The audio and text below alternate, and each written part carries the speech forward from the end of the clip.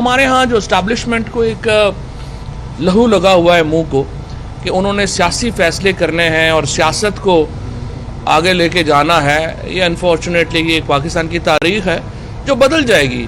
इतने बड़े media revolution के बाद ये ज़्यादा देर ये सिलसिला जारी रह नहीं सकता। पाकिस्तान के अवाम को फैसलों का हक देना होगा।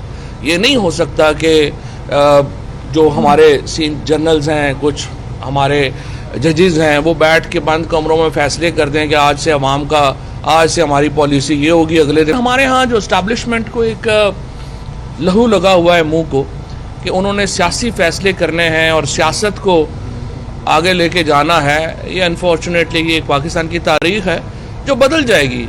इतने बड़े मीडिया रेवोल्यूशन के बाद ये ज़्यादा देर ये सिलसिला जारी रह नहीं सकता। पाकिस्तान के अवाम को फैसलों का हक देना होगा।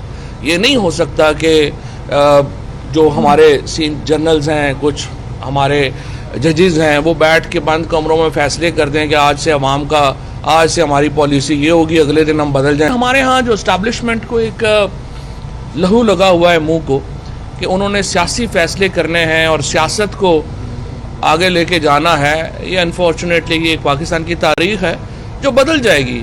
इतने बड़े मीडिया रेवोल्यूशन के बाद ये ज़्यादा देर ये सिलसिला जारी रह नहीं सकता। पाकिस्तान के अवाम को फैसलों का हक देना होगा।